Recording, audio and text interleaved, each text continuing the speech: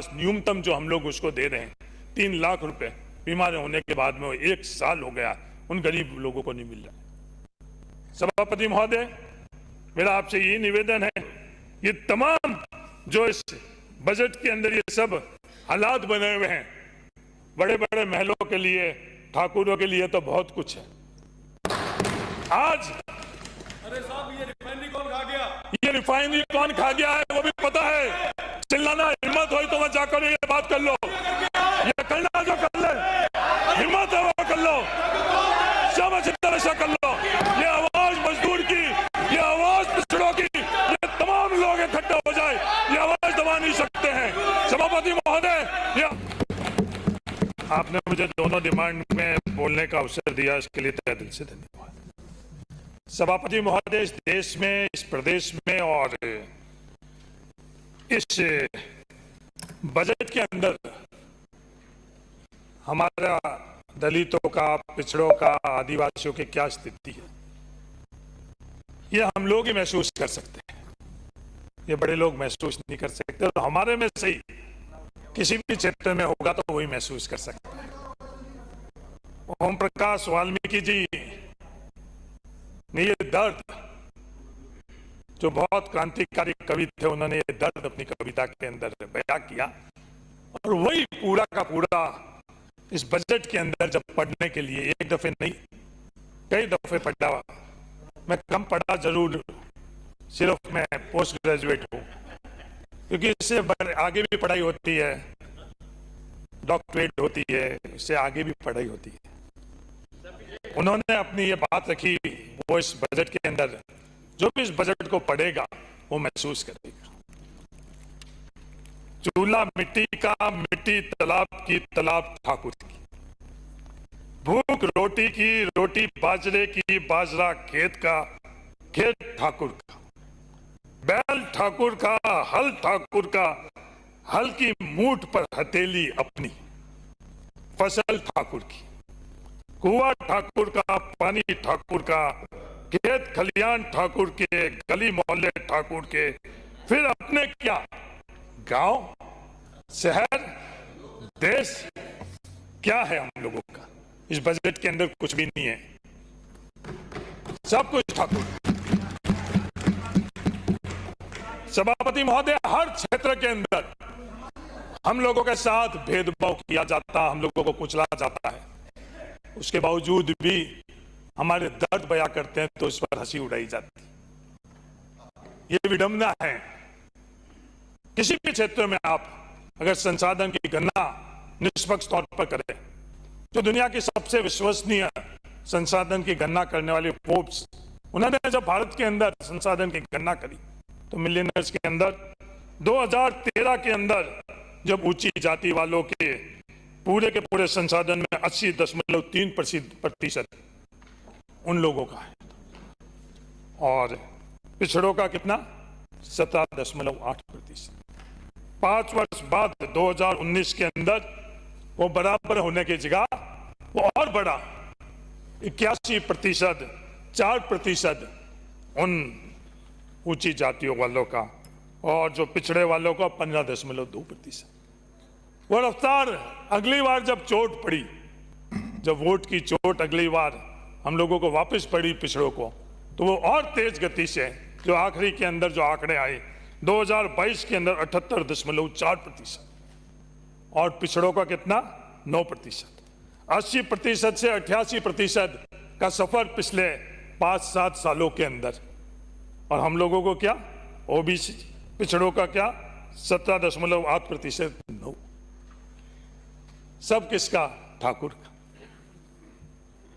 नौकरियों में क्या हालात, किसी भी संदर्भ में नौकरियों की अगर गणना करें, नौकरियों के अंदर वो की वो हालात, रोस्टर के नाम पर क्या खेला खेला जाता है, बड़े बड़े वकीलों को खड़ा कर न्यायपालिका के माध्यम से हम लोगों को अगर कहीं हम लोग राहत लेना चाहते तो हम लोगों को नहीं मिलता है।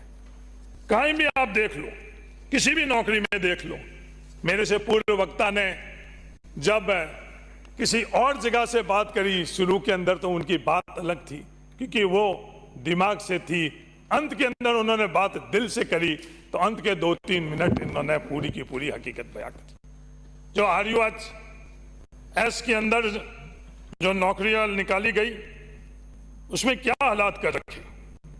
कुल जो पद थे 148, उसके अंदर OBC के सिर्फ 17, SC के सिर्फ 4, ST के सिर्फ 4 और NBC के 0। ये हर नौकरी के अंदर ये चीज हो रही है। कहीं भी आप देख लो, निष्पक्ष तौर के ऊपर दैनिक भास्कर ने जब इसकी आकलन किया तो उन्होंने खुद ने अपने अखबार के अंदर 16/7 के अंदर के 18 मुख्य विशेष और SC ST के वर्ग के कुल 134 पद हुए कम, आरक्षण नियमों की नहीं की गई पालना। हर बार ये हुआ। माइनिंग इंजीनियर के अंदर भी जब विज्ञप्ति देखी तो 67 पद होने चाहिए, 67 पद के जगह OBC को सिर्फ 20 पद। ये अहंकार नहीं रखोगा, कहीं कमी हो गई है, गलती हो गई। तो मेरी सरकार से ये निवेदन है कि सरकार में बैठे वालों से भी ये निवेदन है, आप आवाज उठाओ। हम लोग भी सरकार में तस्वीर आवाज उठाई और वो आवाज उठाने के बाद में वनपाल की भर्ती के अंदर जब सही रोस्टर नहीं था उसमें संशोधन कर वापस सही रोस्टर कर और उसके अंदर भर्तियों के अंदर वापस संशोधित भर्ती निकाली गई। सिर्फ वनपाल की बात नहीं है, वनपाल की जो प्रथम विज्ञप्ति थी और बाद में भी वो आप देख लो, RPSC के अंदर देख लो, जो 2022 वाली RPSC की थी उसमें 0 और उसको वापस संशोधित करा। तो मेरा नम्र निवेदन है कि जो ये रोस्टर के नाम पर सभापति महोदय, इस व्यवस्था के ऊपर इतनी बड़ी प्रहार कोई नहीं कर सकता जो रोस्टर आज राजस्थान के अंदर नहीं बना हुआ है। बड़े गरूर से ये बोल रहे थे लैंड बैंक बनाएंगे, पूंजी लाएंगे, जो मल्टीनेशनल कंपनीज हैं उन लोगों के लिए, सोलर के लिए, उनके लिए तो जमीन चिन्हित कर 1-1 इंच जमीन चिन्हित हो रही है।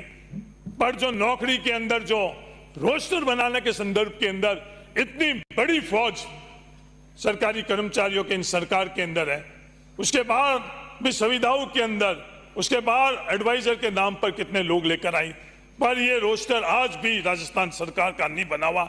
और इसकी चोट सिर्फ और सिर्फ किसको, पिछड़ों को, SC को, ST को और NBC।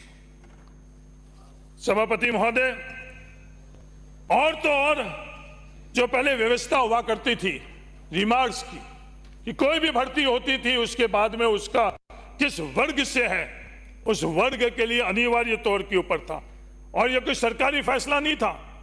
यह सुप्रीम कोर्ट ने RK सबरवाल बनाम स्टेट ऑफ पंजाब व यूनियन ऑफ इंडिया के 10/2/1995 के अंदर यह फैसला किया था कि आपको वर्ग को अंकित करना जरूरी है। पर सभापति महोदय, इस प्रदेश का दुर्भाग्य है क्योंकि कोई आवाज नहीं उठा रहा है। सब लोग लगे हुए हैं, पता नहीं अलोकतांत्रिक ढंग से जो कैबिनेट की जगह किसकी सरकार, कि ये ठाकुर का मामला है, यही मैं कहना चाह रहा हूं। और 2000 आज के समय के अंदर सभापति महोदय, आप रोक सके तो रोक दो और अगर आप कहो तो मैं बैठ जाऊं। इनको बोलने का अवसर मिलेगा, या तो आप अपने खुद के मंत्री को अयोग्य मानते हो, वो जवाब देने योग्य नहीं है, इसलिए उनकी जगह आप खड़ा होकर और क्या करना चाहते हो, तो ये बात कह दे कि मंत्री की जगह आप इसका जवाब दे देना। ये व्यवस्था भी हो सकती है अगर ये इस तरह का करेंगे। सभापति महोदय, ये जो कैटेगरी 2021 के अंदर कैटेगरी नहीं लिखी गई है, ये किसके साथ अन्याय, इनका मंशा क्या है? ये RS के अंदर जो हम लोगों का हक है, किसी ने भीख नहीं दी है, सुप्रीम कोर्ट के आदेश से सरकारी हक हम लोगों का, और आप लोगों ने वो हक छीना। ये हक छीन नहीं सकते आप, इसको संशोधन करवाओ। सभापति महोदय, जो SI की 2021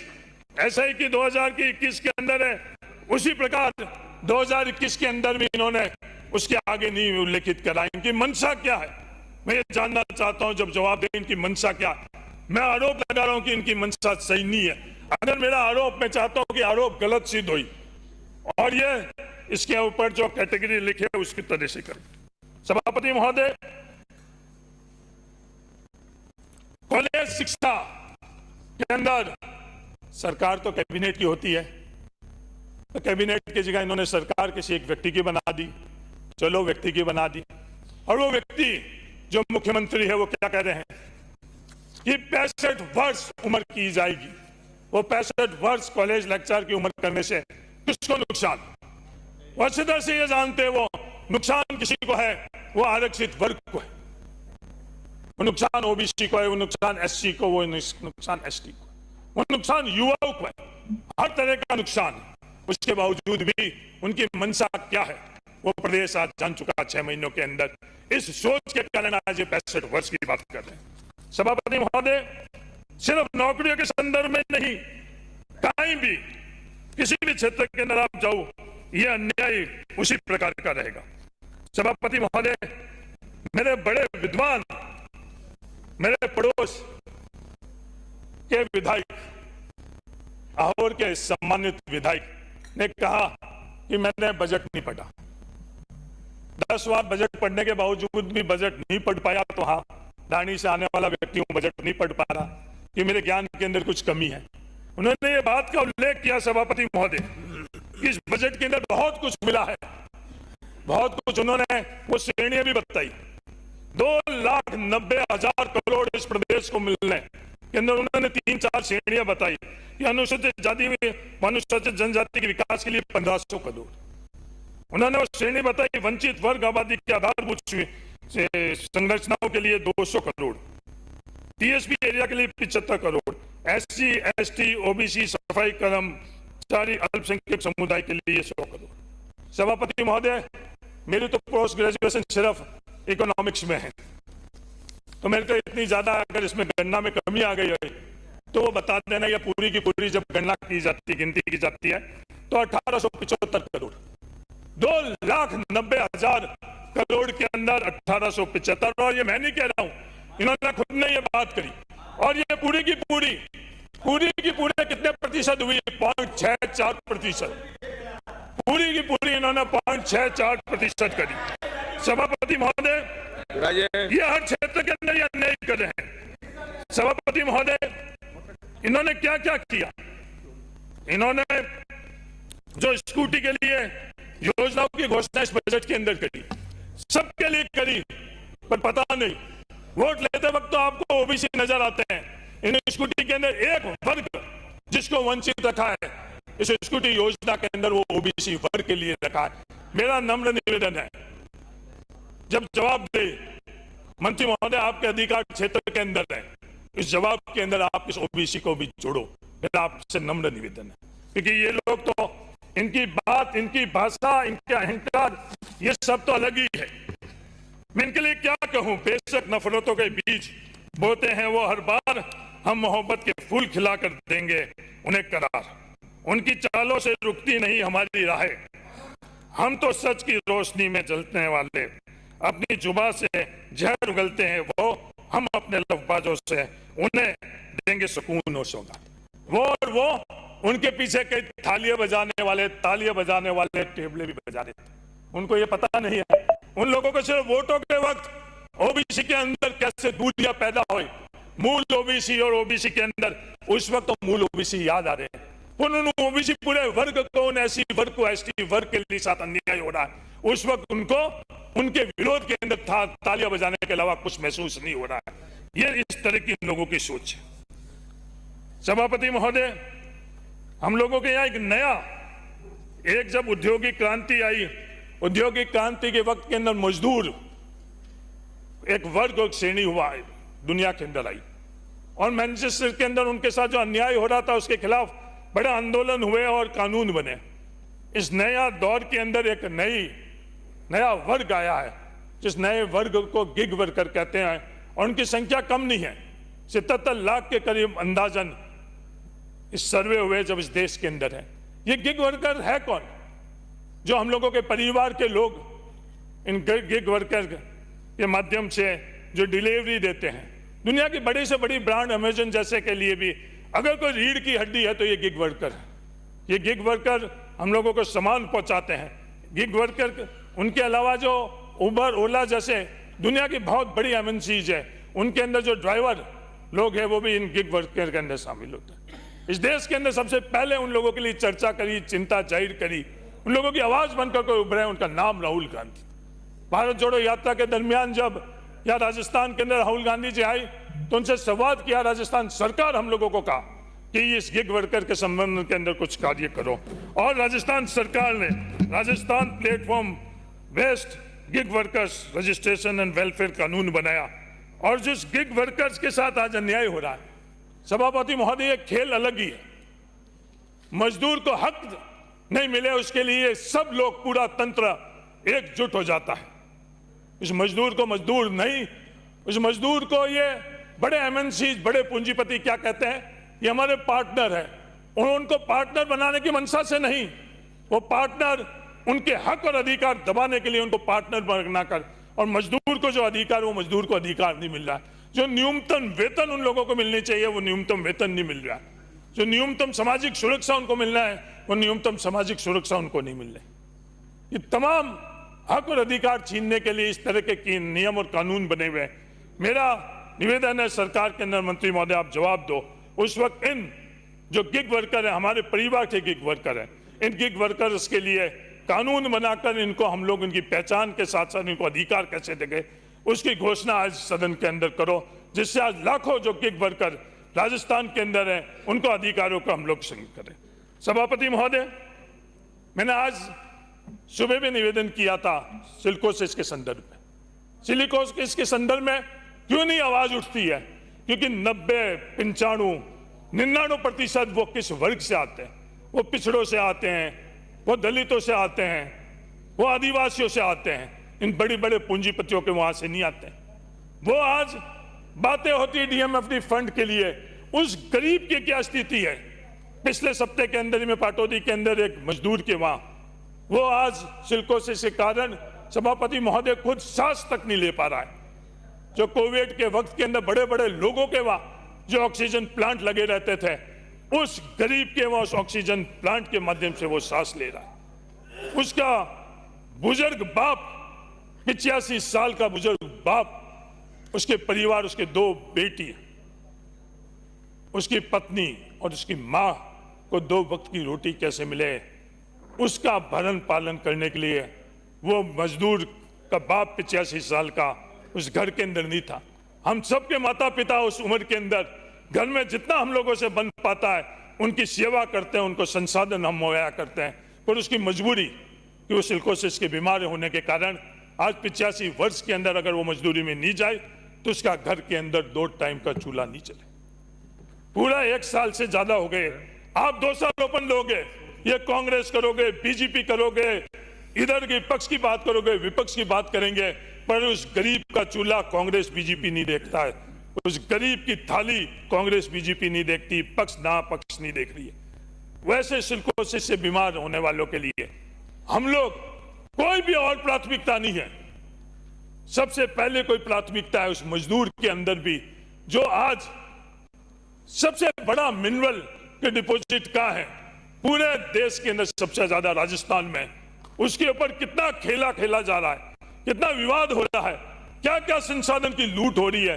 पर उस गरीब मजदूर की लिए हम लोगों के पास न्यूनतम जो हम लोग उसको दे रहे हैं 3 लाख रुपए, बीमार होने के बाद में 1 साल हो गया, उन गरीब लोगों को नहीं मिल रहा। सभापति महोदय, मेरा आपसे यही निवेदन है, ये तमाम जो इस बजट के अंदर ये सब हालात बने हुए हैं, बड़े बड़े महलों के लिए, ठाकुरों के लिए तो बहुत कुछ है।